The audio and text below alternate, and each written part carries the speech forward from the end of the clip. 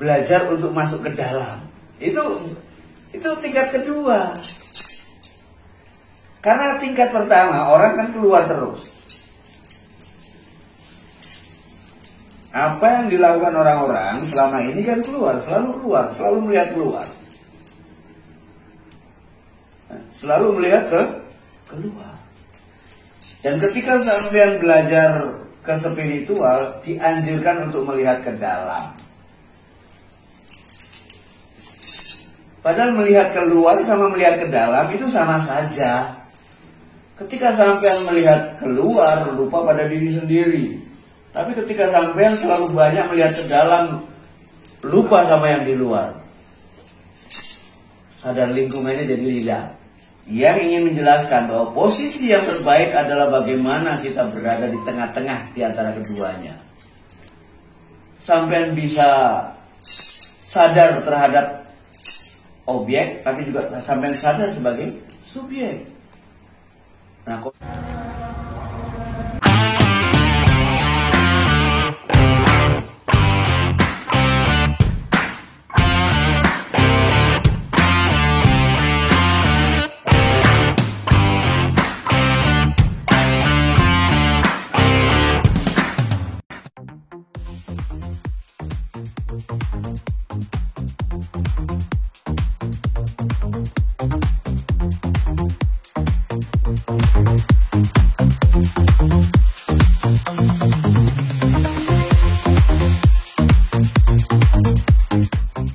salam cerdas selaras, para pecinta Hyang Weldo TV dan para kandapan di mana saja berada di seluruh alam semesta, baik yang ada di alam skala maupun di alam niskala. Bertemu kembali dengan saya Hyang Weldo, pengelola channel khusus yang selalu mengangkat setiap persoalan kehidupan manusia dalam perspektif dan dalam kajian spiritualitas. Secara substansial metaontologis, Hyang Weldo TV di satu sisi di samping ingin mengangkat dan memurnikan spiritualitas dari persoalan-persoalan aksidental yang tidak ada korelasinya dengan spiritualitas itu sendiri, seperti klinik, supranatural, tradisi, budaya, agama, atau sistem kepercayaan apapun.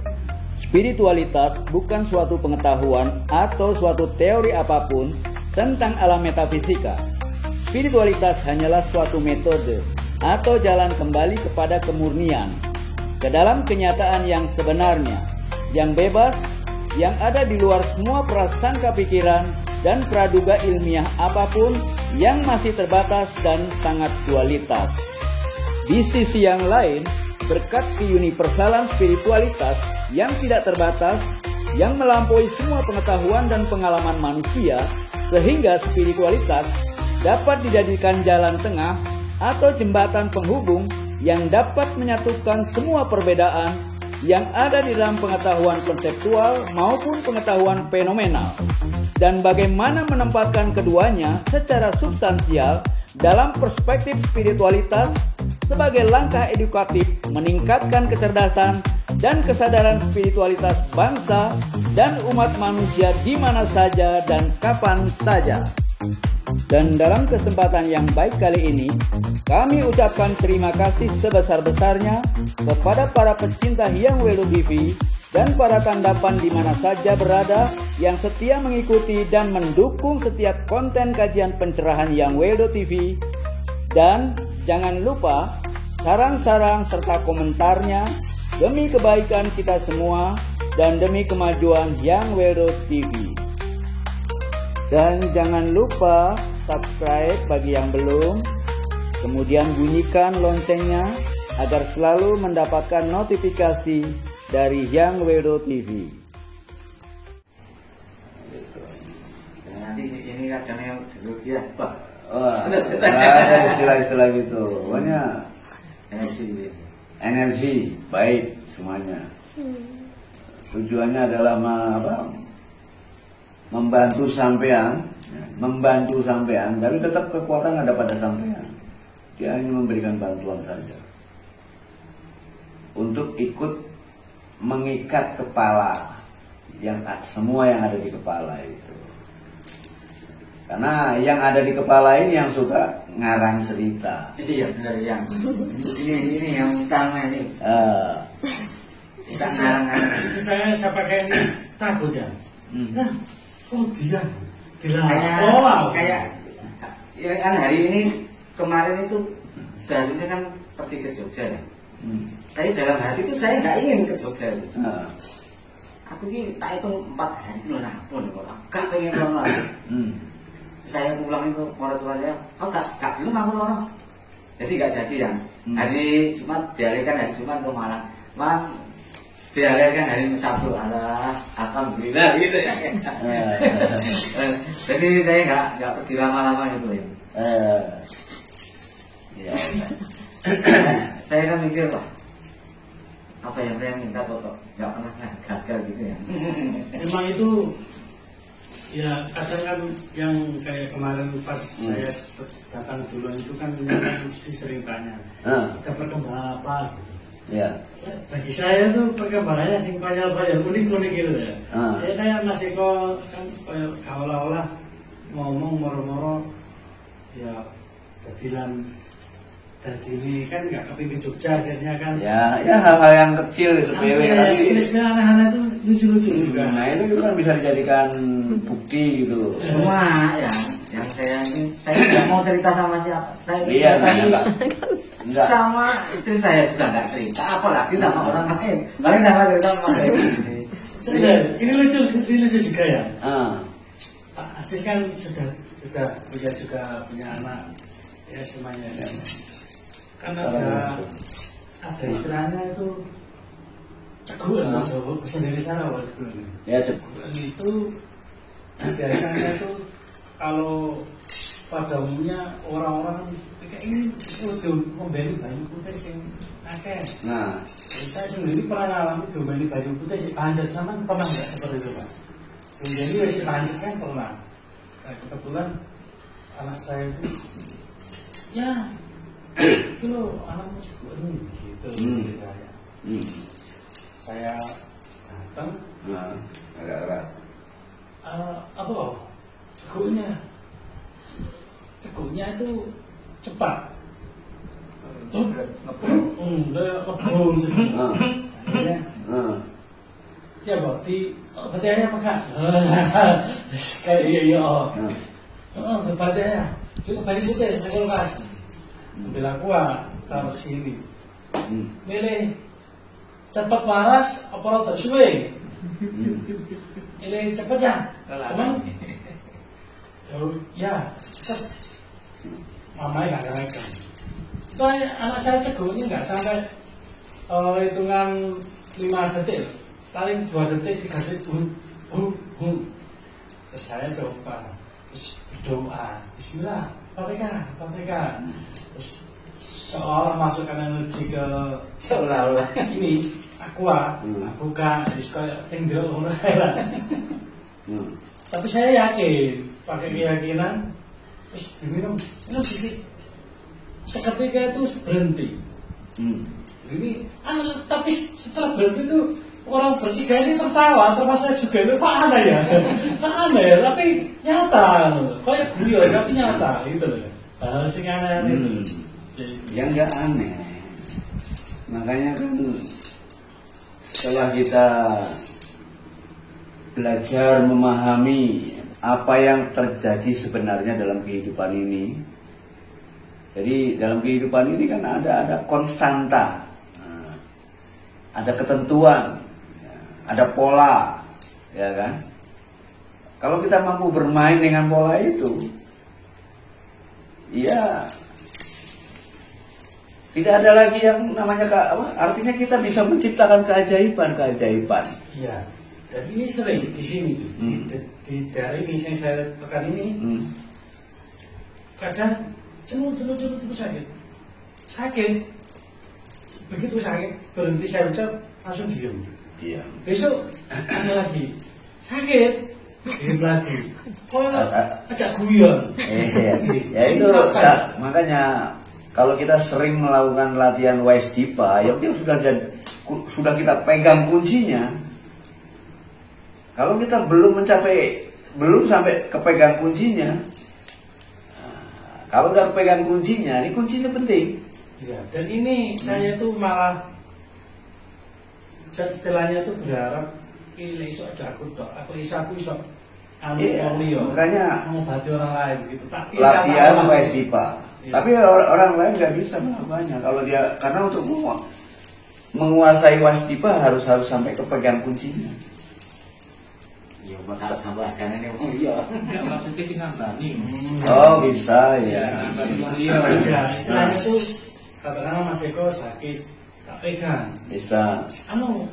Gini lah, saya merekayasa itu tadi bermain apa tadi Itu hanya mengarahkan energi saja. Iya. Ya. Karena energi itu Tuhan itu kan juga nggak jauh dari energi itu sendiri, sehingga Tuhanmu sering mengatakan aku nggak jauh dari perasaan kamu.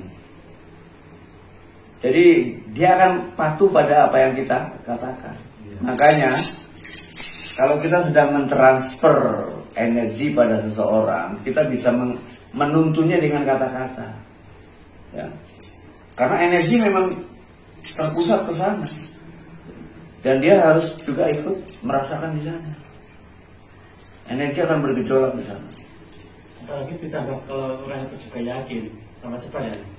Ya, dia dengan yakin itu artinya terbuka. Itu nggak pakai Ya. pakaran ya.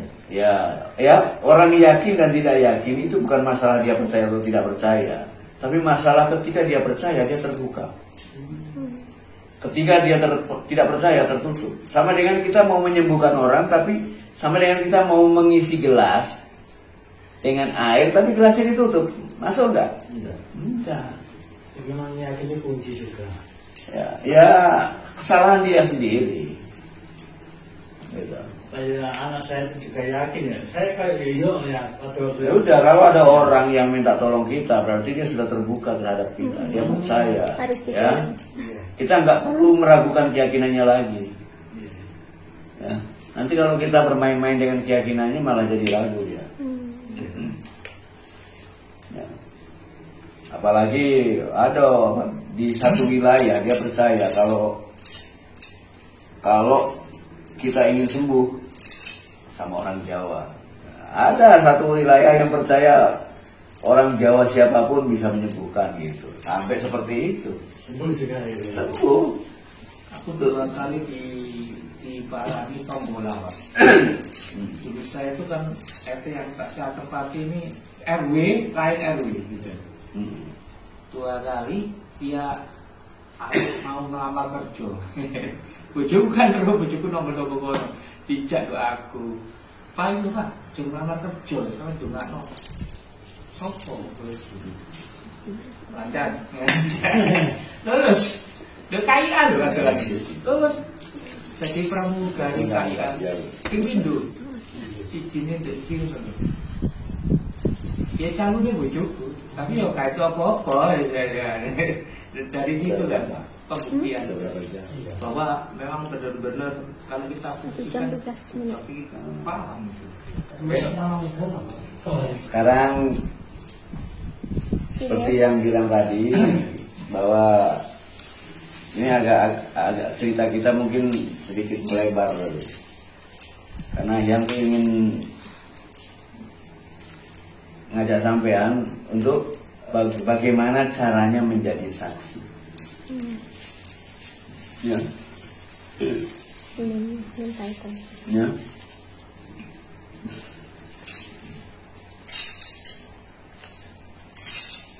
Sampean punya istri, punya istri. Ketika sampean punya hubungan dengan istri, ya, ini kan hubungan, artinya hubungan di sini ya hubungan seperti biasa ya, seperti bukan hubungan yang lain-lain. Di sana kan ada semacam fokus. Mungkin ini terlalu sulit untuk dipahami kalau kita berbicara langsung tentang objek yang dimana objeknya adalah manusia. Nah, ketika sampean berbicara dengan istri, ya kan, sampean di sini duduk sebagai subjek, istri sebagai objek. Nah, ini dalam pengetahuan tertentu, kalau sama-sama orang nggak bisa disebut objek. Tapi dalam pengamatan tetap dia kita sebut objek. Ya. Yang mengamati kita sebut subjek, atau kita sebut pengamat. Ini yang diamati. Ya. Maka dalam bahasa seringkali kita sebutnya subjek dan objek. Itu bahasa ya, dalam tata bahasa. Tapi kalau dalam bahasa keseharian kita bisa menyebutnya, kalau kita ingin menemui seseorang berarti kita disebut orang yang apa? Kita disebutnya apa? Subjek yang mencari atau si pencari, dan ini yang dicari. Kan gitu? Si pencari dan yang dicari. Kan gitu? Pada saat sampean melihat istri, ya, pada saat itu sampean fokusnya ke istri kan? Sampean fokus ke istri. Pada sampean berdialog dengan istri, siapapun juga, yang istri mungkin berdialog dengan suami. Maka di sana setiap orang akan fokus pada yang lain. Ketika sampean berdialog dengan istri misalnya, otomatis sampean kan fokus untuk betul-betul mendengarkan apa yang dia katakan supaya nggak terjadi kesalahpahaman. Dan sampean pada saat itu sadar nggak? Pada saat kita fokus pada lawan bicara kita, pada saat kita fokus pada objek, saat itu sampean lupa pada diri sendiri. Ya.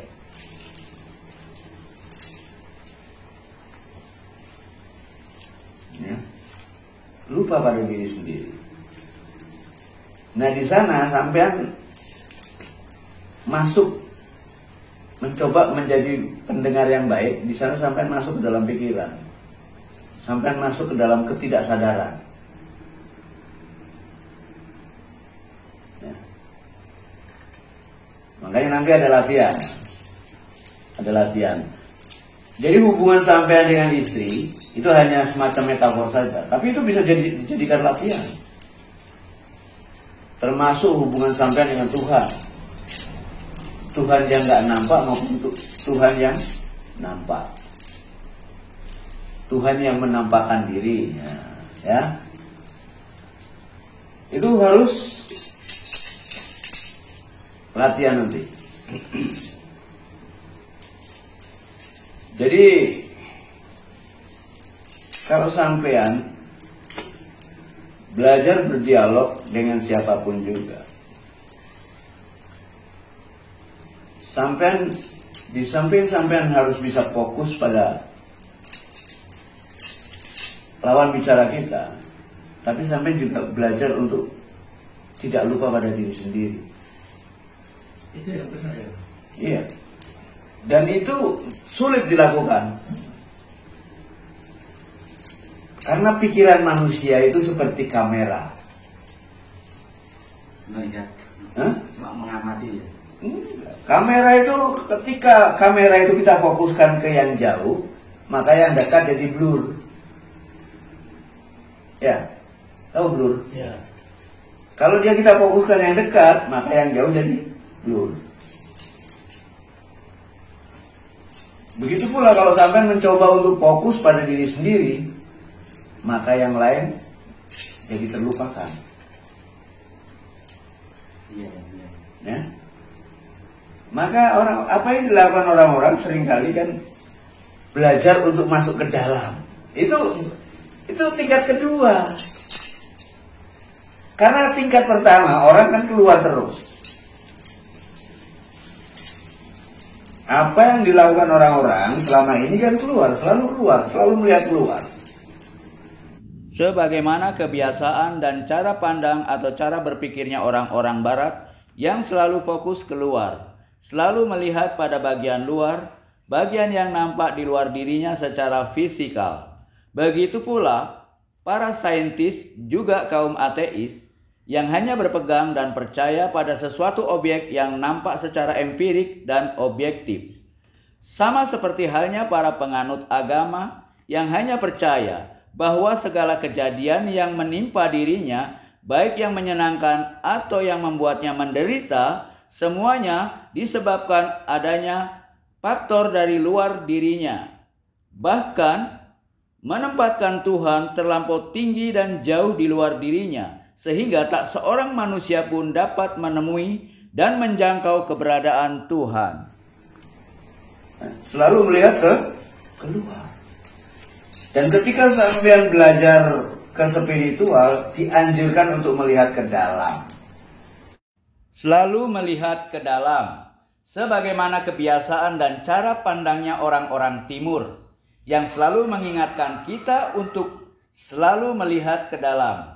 Fokus ke dalam batin yang metafisik, seperti para pelaku spiritual di Jawa, yang selalu fokus dan melihat bagian dalam atau bagian jiwa dan batin yang gaib, yang dipercaya sebagai penyebab segala kejadian suka atau duka yang kita alami sehari-hari.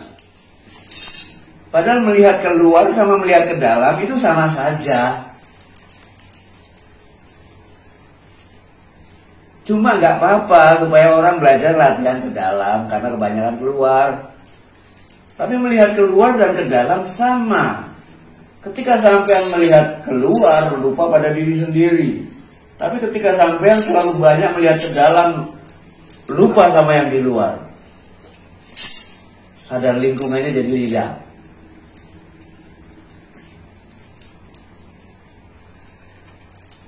Yang ingin menjelaskan bahwa posisi yang terbaik adalah bagaimana kita berada di tengah-tengah di antara keduanya.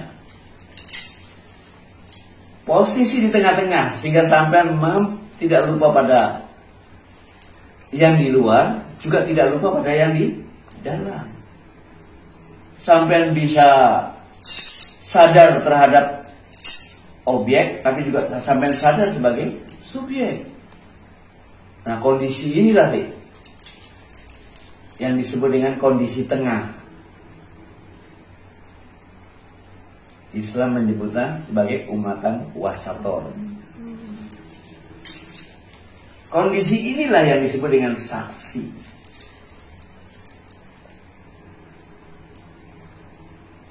Saksi adalah kondisi puncak kesadaran. Dan itu nggak gampang untuk mencapai ini. Nggak gampang. Ketika sampai ke dalam, sampai lupa dengan luar.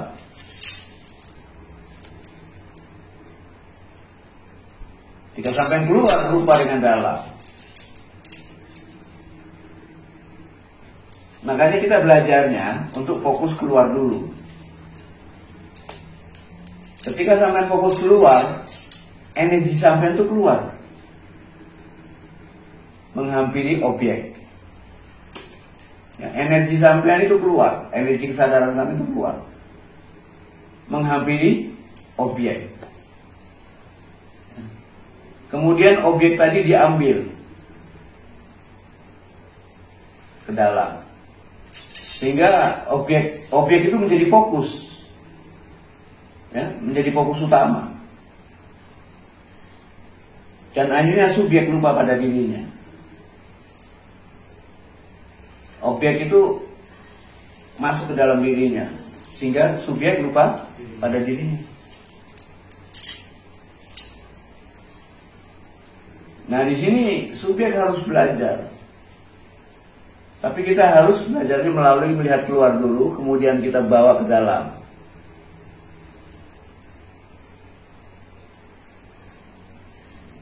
Sehingga kita mampu menjadi saksi bagi keduanya.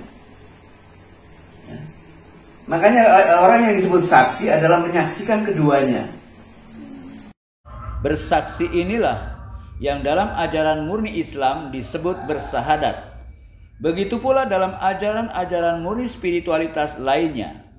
Bersahadat atau bersaksi dalam Islam artinya menyaksikan keduanya, baik Allah yang mengutus maupun kepada Muhammad yang diutusnya.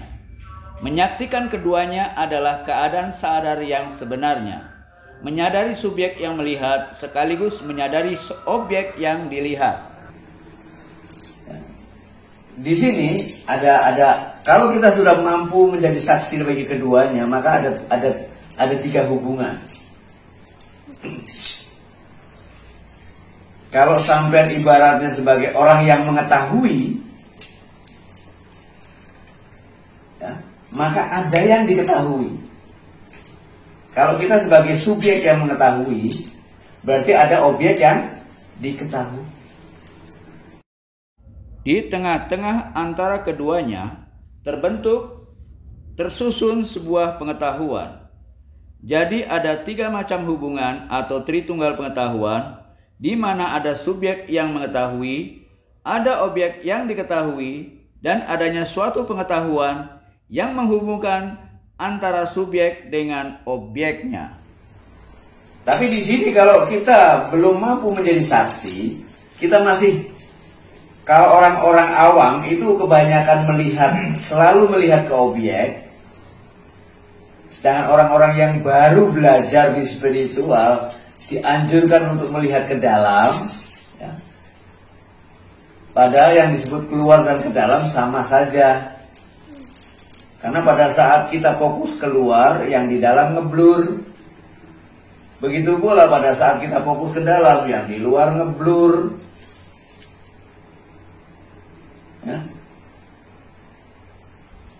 Kedua-duanya salah.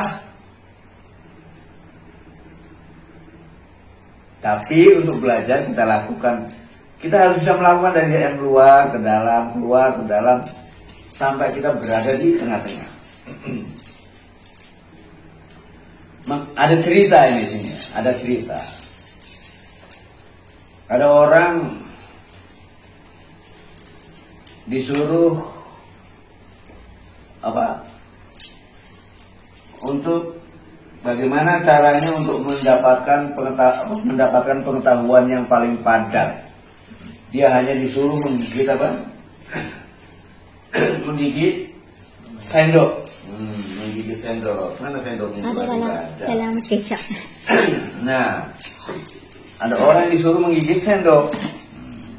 Ceritanya udah lama ini. Suruh menggigit sendok seperti ini. Terus dikasih air ininya.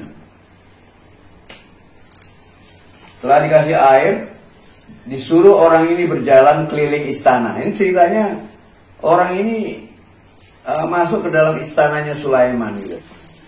Kemudian disuruh keliling istana, ya, dan jaga airnya jangan sampai berkurang dari. Orang ini setelah berkeliling istana sampai ke taman dan lain sebagainya, ketika dia datang diminta sama Sulaiman, coba sekarang ceritakan apa saja yang kamu lihat selama kamu dalam perjalanan tadi. Waduh, saya nggak lihat apa-apa. Kenapa? Karena saya fokus pada air yang di sendok ini supaya nggak tumpah. Nah, itu salah.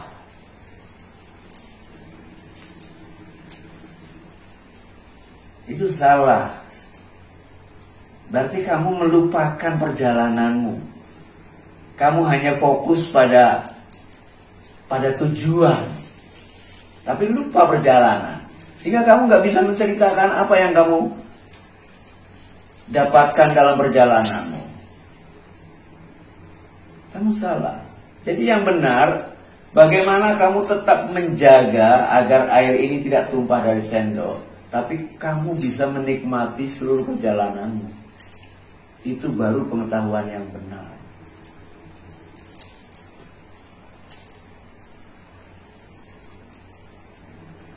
Kalau di sini ada istana, mungkin prakteknya bisa seperti itu. Tapi harus di tempat yang asing, sehingga bisa ketemu apa saja, gitu kan. Nah, jadi pengetahuan yang benar itu seperti itu. di sana tuh seolah-olah ini kiblatnya, menikmati itu sebagai sajadahnya. Kita nanti latihan nanti, ya, latihan. Mungkin latihan ini perlu bukan 1 kali 2 kali, bisa berbulan-bulan. Ketika sampean mencapai titik sebagai saksi, maka sampean akan melihat ada yang ajaib nanti. Karena sampean di sana sudah lepas dari pikiran. Ketika sampean mampu mencapai di titik tengah, bukan sebagai subjek juga bukan sebagai objek.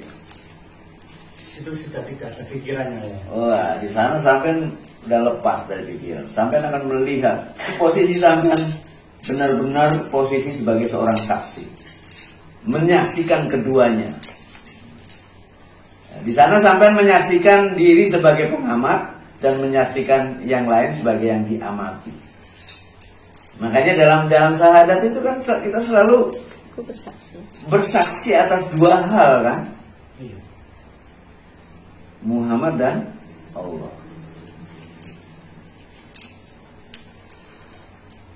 Bagaimana kita bisa bersaksi atas diri kita sebagai pengamat dan atas lingkungan kita sebagai yang diamati.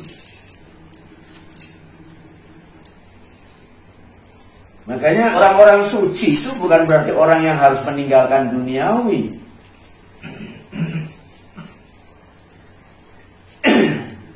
Bukan orang-orang yang harus ke goa untuk menjauhi duniawi, bukan. Orang-orang yang suci adalah orang-orang yang bisa hidup berada di tengah-tengah antara dunia dengan dirinya sendiri. Dia tidak berada di dalam dirinya maupun berada di dunia. Tidak berada di dalam dirinya sebagai subjek maupun di dalam dunia sebagai objek.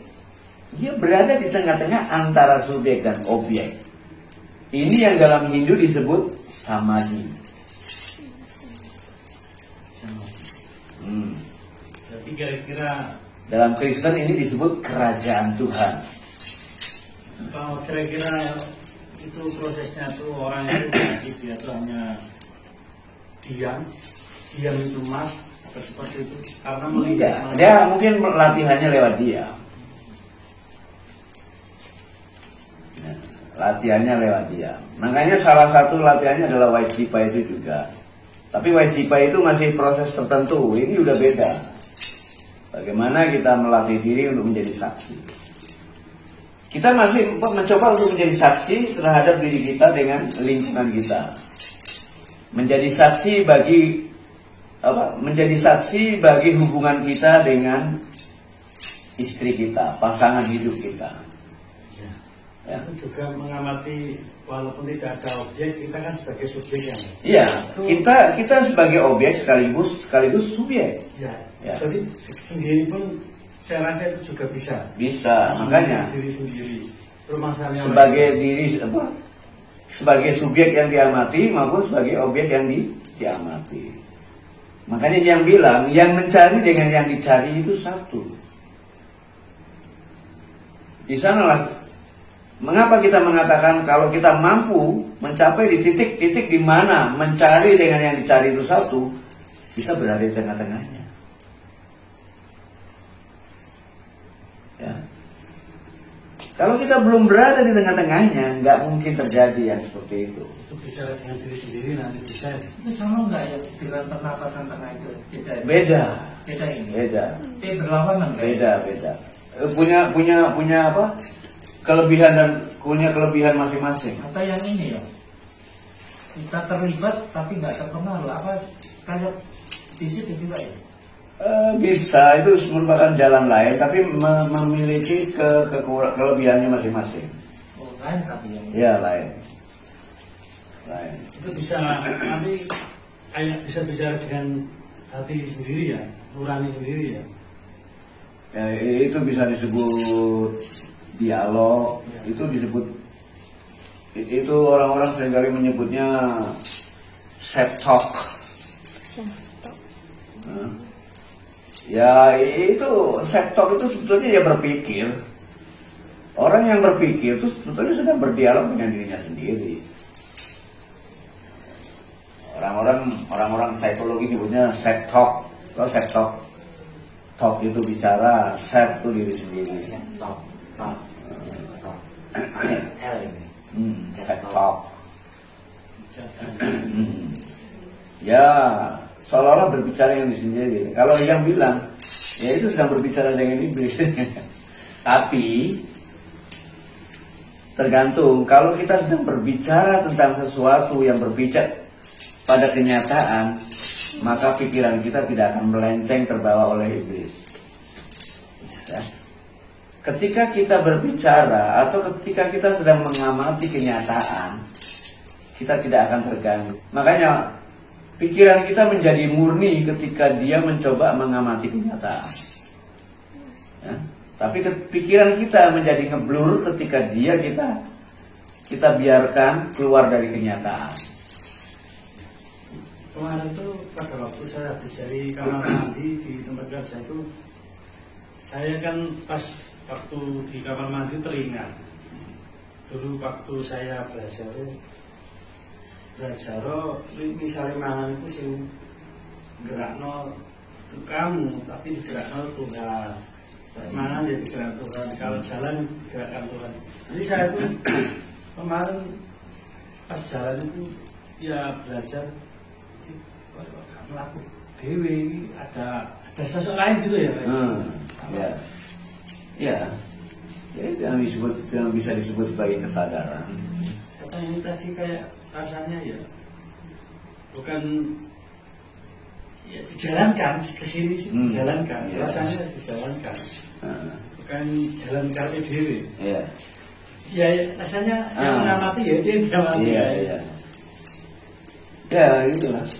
Kalau kita sudah mulai dekat pada kesadaran, maka kita akan melihat proses-proses yang mengarah ke sana.